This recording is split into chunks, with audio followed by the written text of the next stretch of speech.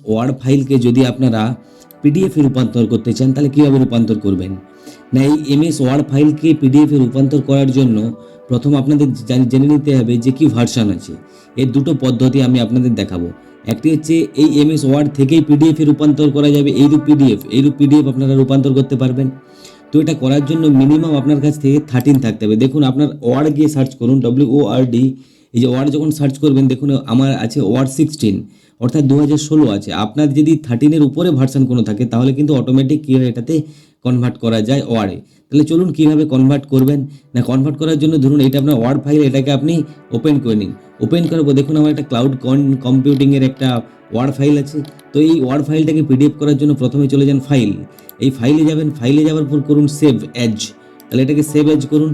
কোথায় save age করবেন না, ডেস্কটপে। তাহলে ডেস্কটপে সেভ এজ করুন, নাম দিন। এইখানে দেখুন লেখা আছে কি না ফাইল টাইপ। এই যে ফাইল টাইপ দেওয়া আছে, এই ফাইল টাইপ যে এই যে জায়গাটা আছে, এই জায়গাটা ভালো করে একটু ফলো করবেন। যদি এই ফাইল টাইপের জায়গায় আপনারা চেঞ্জ করে দেন তাহলে কিন্তু এটা পিডিএফ হয়ে যাবে। তাহলে চলুন কীভাবে করবেন না, এখানে ক্লিক করুন। ক্লিক করার পর দেখুন এখানে একটা অপশান দেখাচ্ছে পিডিএফ, এই পিডিএফে ক্লিক করুন। পিডিএফে ক্লিক করার পর ওকে, যদি আপনি ওকে করে দেন তাহলে দেখুন আপনার যে ফাইলটা একটা ওয়ার্ড ফাইল তৈরি, দেখুন অটোমেটিক ওয়ার্ড ফাইল এখানে তৈরি হয়ে আমাকে দেখাচ্ছে। আর এটা ডেস্কটপেও সেভ হয়ে গেছে। দেখুন এইখানে এই যে ফাইলটা, এই যে ক্লাউড কম্পিউটিং নামে এই যে ফাইলটি, এই ফাইলটি কিন্তু সেভ হয়ে গেছে। এটা কী নামে কী হিসাবে সেভ হয়েছে না পিডিএফ। তাহলে আমরা ইজিলি যে কোনো ওয়ার্ড ফাইলকে যদি সেটা 13-এর ওপরে হয় সেখান থেকে আমরা ইজিলি পিডিএফ বানাতে পারি এইরূপ। আর যদি এটা না পারেন, যদি এটা সম্ভব না হয় তাহলে আপনারা সিম্পল কী করবেন না, এই ওয়ার্ড ফাইলটা যেমন থাকলো এটা থাকলো, এই ওয়ার্ড ফাইলটাকে রাখবেন। রাখার পর ইন্টারনেটে যাবেন, গিয়ে গুগলে ওপেন করবেন, লিখবেন DOC ডক বা ওয়ার্ড, যে ভাষা লিখতে পারেন, বা ওয়ার্ড, এই দুটো লিখতে পারেন, ওয়ার্ড টু পিডিএফ কনভার্টার। এই যে অপশানটা আছে এটা লিখবেন। এখানে দেখুন প্রথম এই যে অপশানটা আসছে, এই ওয়েবসাইটে যাবেন, লেখা আছে কি সিলেক্ট ওয়ার্ড ফাইল। তাহলে এখানে ওয়ার্ড ফাইলটাকে সিলেক্ট করুন।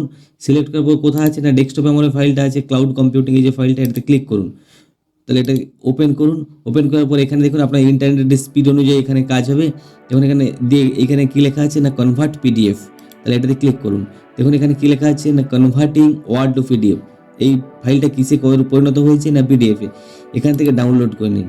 তাহলে ডাউনলোড করা মাত্রই দেখুন আপনার এখানে দেখুন ডাউনলোড হচ্ছে, এরকম ডাউনলোড হয়ে গেছে। তাহলে এটা পিডিএফ আকারে। তাহলে যদি আপনার 13-এর ওপরে ভার্সান না থাকে, যদি আপনার ওয়ার্ড ফাইলের 13-এর ওপরে ভার্সান না থাকে, ধরুন 2007 আপনি ব্যবহার করছেন, 2007, তাহলে কিন্তু সেখানে পিডিএফ হয় না।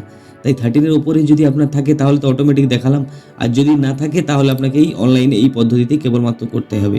তো এই দুই পদ্ধতিতেই আপনারা যে কোনো পিডিএফ, যে কোনো ওয়ার্ড ফাইলকেই পিডিএফ করতে পারেন। এছাড়া অন্য কোনো পদ্ধতি কিন্তু আমাদের নেই।